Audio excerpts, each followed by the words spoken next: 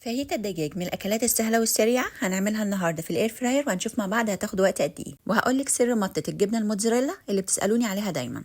الفاهيتا مكوناتها بسيطه جدا، ممكن تاكليها مع خبز التورتيلا او تعملي جنبها رز بسمتي. شايفه قطع الفراخ اخده لون شوي حلو ازاي؟ يلا بينا نسمي الله ونبدا الفيديو. التشيكن فاهيتا تقدري تعمليها بصدور الدجاج، لكن انا عندي هنا قطع دجاج متقطعه بشكل مش منتظم وهقول لك ليه دلوقتي. لما سألتكم في المنتدى ايه اكتر فيديوز عجبتكم عندي وعايزين اعمل زيها تاني، اخترتوا البانيه والفراخ المشويه. فانا جبت فراخ كامله وخليتها عشان نعمل مع بعض الفتره الجايه باذن الله وصفات كتير عن الفراخ في القلايه الهوائيه. ودي بقى القطع المتبقيه من الفراخ المخليه. اكيد انت عارفه وانت بتخلي الفراخ ممكن يطلع منك قطع متقطعه بشكل مش منتظم، بجمعهم مع بعض واعمل بيهم فاهيتا زي النهارده، او افرمهم في الكبه واعمل بيهم ناجتس او كفته. لكن انت تقدري تعمليها بصدور الدجاج عادي وتقطعيها شرايح متساويه. انا عندي هنا حوالي 350 جرام، هحط عليهم شويه ملح وفلفل اسود ورشه من كل البهارات دي: توم باودر، بصل باودر، بابريكا، كزبره ناشفه وكمون، وممكن شطه حسب الرغبه. ودي كده البهارات الاساسيه للفاهيتا. لو عندك كيس من بهارات الفاهيتا اللي بتتباع في السوبر ماركت تقدري تحطي منها نص معلقه صغيره بس. وكمان هضيف معلقتين من زيت الزيتون وهخلط كل المكونات مع بعض كويس، والافضل اسيبها في التتبيله حوالي نص ساعه. سخنت الاير فراير فاضيه دقيقتين على درجه حراره 200، وهنزل الاول بالبصل الجوانح والفلفل الالوان، بعدين احط عليهم قطع الدجاج فوق وافردها عشان عايزاها تاخد صدمه وتبدا في السوا قبل الخضار. وهختار برنامج الدجاج، انا عندي على درجه حراره 180، وهنشوف مع بعض الفاهيتا هتاخد وقت قد ايه. ودلوقتي بعد ما عدى 10 دقايق هفتح عليها. قطع الدجاج افتحت وبدات تاخد لون، والخضار كمان بدا ينزل ميته وهيدخل في التسويه. هقلبهم واسيبهم كمان 10 دقايق.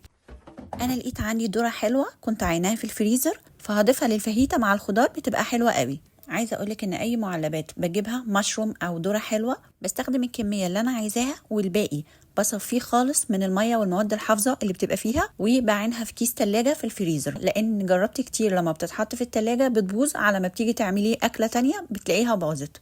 وكده عدى 20 دقيقه، الخضار دبل والفراخ استوت وبدات تشرب ميتها خالص. شايفه انا مش عايزه يكون هنا اي سوائل خالص. هسيبها تكمل الوقت، ودي اخر 7 دقايق في البرنامج. هزود درجه الحراره، هخليها على 200 عشان انا عايزه الفاهيتا تاخد لون الشوي. فتحت عليها بعد 4 دقايق، لقيتها مش محتاجه وقت اكتر من كده، اخدت لون شوي جميل ونشفت، ما عادش فيه اي سوائل زي ما انت شايفه. وتقدري تولعي قطعه فحم وتحطيها على ورقه فويل وتحطي عليها معلقه سمنه او زيت، هتدي طعم وريحه الشوي على الفحم. وتقدري تعملي برضو شاورما الفراخ بنفس الوقت ودرجه الحراره. وكده اجمالي الوقت اخدت 20 دقيقه على درجه حراره 180، و4 دقايق على درجه حراره 200. ولو عامله كميه اكبر هتزودي الوقت طبعا. الفاهيتا في الاير فراير عجبتني جدا، تقدري تعمليها ساندوتشات بخبز التورتيلا، لكن انا هقدمها جنب رز بسمتي، فهضيف عليها شويه من ميكس الجبن ورشه من البابريكا ورشه من الزعتر وادخلها الميكرويف عشان الجبنه تسيح.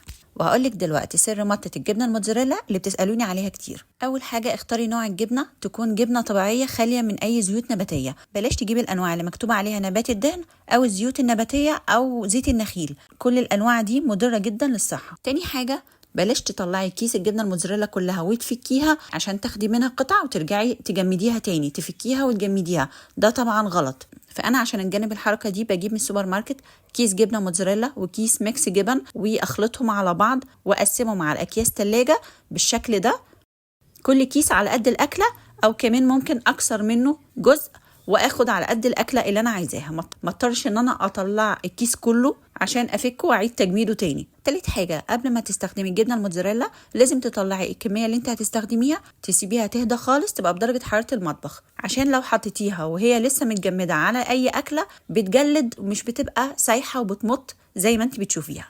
طلعت طبق الفاهيتا وشكله ما شاء الله يفتح النفس وريحته تحفه، والجبنه الموتزاريلا بتمط زي ما انت شايفه. عملنا النهارده كده وجبه اقتصاديه جدا وموفره، ويا رب الفيديو يكون عجبكم. ما تنسوش اللايك واكتبي لي رايك في التعليقات، واشوفكم على خير في فيديو جديد باذن الله.